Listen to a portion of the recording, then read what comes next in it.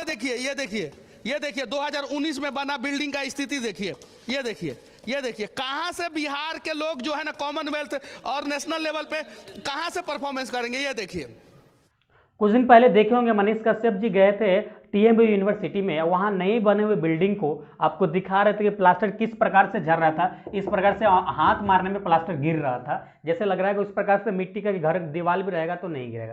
तो ऐसे क्या कारण है कि क्या गलती हो जाता है, क्या मिस्टेक होता है जिसकी वजह से प्लास्टर उस प्रकार से झड़ने लगता है। और आप अपना घर बनाएंगे तो उस प्रकार की गलती नहीं कीजिएगा ताकि उस प्रकार से प्लास्टर आपको झड़ने लगेगा। तो टोटल यहाँ पे आपको हम 7 कारण बताएंगे जिसके वजह से प्लास्टर उस प्रकार से झड़ने लगता है। तो देखिए सबसे पहले आपको बता दें मिनिमम कितना क्रैक आपको प्लास्टर में आएगा तो आपको चल सकता है, आपको दिक्कत नहीं है, आप डेंजरस जोन में आपके प्लास्टर नहीं है। तो देखिए कम से कम मिनिमम आपको 3 mm का क्रैक होता है जिसको हम लोग वायर क्रैक बोलते हैं। 3 mm का है अगर क्रैक आया है प्लास्टर में तो वो क्रैक आपका चलेगा, इतना मिनिमम वायर क्रैक आ जाता है। ओके, इतना मिनिमम वायर क्रैक आ जाता है। इसका मतलब ये नहीं कि 3 mm आए तो ऐसा उंगली मारेंगे तो झड़ेगा, ऐसा नहीं होगा। दूसरा, अगर 3 mm से एवब और 8 mm तक या 8 mm से ज्यादा क्रैक आया है तो समझिए आपकी प्लास्टर डेंजर जोन में है, उसे रिपेयर की जरूरत है।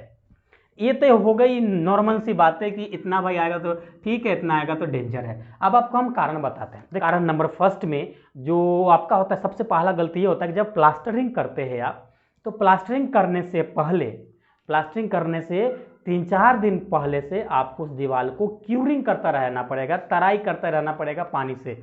तराई बिल्कुल आपका ईंटा ड्राई नहीं होना चाहिए। देखिए अगर ईंट आपका सूखा हुआ है, जो भी प्लास्टर करेंगे, प्लास्टर में जो भी पानी होगा पूरा ईंटा उसका खींच लेगा। ईंट जब पानी खींच लेगा तब बच जाएगा, बिल्कुल मसाला आपका बच जाएगा। तो आपको मसाला सेट नहीं होगा तो इस प्रकार से मारेंगे तो झर गिरेगा प्लास्टर आपका। कारण नंबर फर्स्ट ये होगा।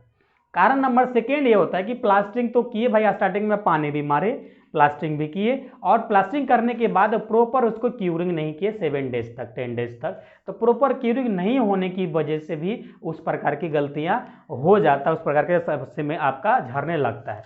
कारण नंबर थर्ड जान लेते हैं कि प्लास्टरिंग में मोटाई थिकनेस ज़्यादा होना। अगर 12 mm से थिकनेस ज़्यादा आपका हो रहा है प्लास्टर में, एक बार में प्लास्टर कर रहे हैं 12 mm से ज़्यादा, तो उस प्रकार के प्लास्टर आपको ढप ढप की ठोकेंगे तो ढप ढप की आवाज़ आने लगेगा और झड़ने लगेगा, ठोकेंगे तो गिरने लगेगा। तो 12 mm से ज़्यादा अगर आपको प्लास्टर करना है तो 12 mm की पहले प्लास्टर करें, एक दिन क्यूरिंग करें, फिर तीसरे दिन दोबारा से प्लास्टर करें। अगर आपको नीड है तो आपको लेवल मेंटेन करना है तो कहीं कहीं डबल कोट चलता है, तो डबल कोट का मतलब यही होता है कि पहले 12 mm प्लास्टर कीजिए, एक दिन क्यूरिंग कीजिए, फिर तीसरे दिन उसे डबल कोट कीजिए, तब जाके प्लास्टर आपका परफेक्ट होगा। नहीं तो 12 mm आप एक दिन में कर सकते हैं, कोई दिक्कत नहीं है। कारण नंबर 4, आपका ये जो आप मसाला बना रहे हैं, जो भी मोटार बना रहे हैं आप, उसका प्रॉपर रेशियो का नहीं होना।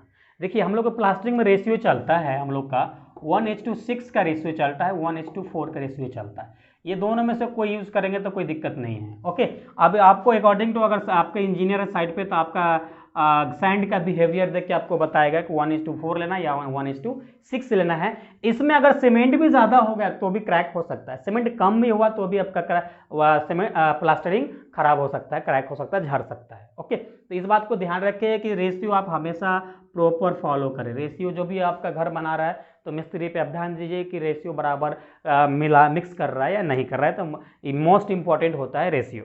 उसके कारण नंबर 5 के ऊपर हम बात कर लेते हैं। जब आप सैंड लाते हैं तो उसको आप चालते नहीं हैं, बिना चाले आप प्लास्टरिंग कर देते हैं, बिना चाले प्लास्टरिंग कर देते हैं, तो उसमें से कुछ पार्टिकल जो होता है बड़ा बड़ा सैंड से बड़ा, उसके अंदर जाने से वो प्रॉपर बाउंडिंग नहीं होने देता है, जिसके वजह से प्लास्टरिंग में क्रैक आता है। तो कारण नंबर 6 जानते हैं। देखिए कारण नंबर 6 में ये होता है कि आप जब सीमेंट लेके आए हैं तो आप उस पर बैग में डेट नहीं देखें और आपका सीमेंट 3 मंथ से ज़्यादा का है। याद रखिएगा 3 महीने से ज़्यादा, 3 मंथ से ज़्यादा का सीमेंट अगर आप यूज करते हैं उसका 25% जो इसका ताकत होता है, एनर्जी होता है, कम हो जाता है। आप कहीं 6 मंथ का लेके आएंगे, सोचिए तो 50%, अगर आप 6 मंथ के लेके आते हैं तो उसका 50% तो एनर्जी जैसे ही खत्म हो जाएगा, तो आपका प्लास्टर झरेगा नहीं तो क्या होगा। तो आपको याद रहे 3 महीने से कम का या 3 महीने तक का सीमेंट लेना है तो वो जाके आपका होगा। और जब मसाला, जब भी मोटार बना रहे हैं, मसाले बना रहे हैं, तो उस मसाले को 1 से 2 घंटे तक का बना हुआ ही यूज़ करें। ऐसा नहीं करें कि सुबह में बनाए वो मसाला शाम तक चले।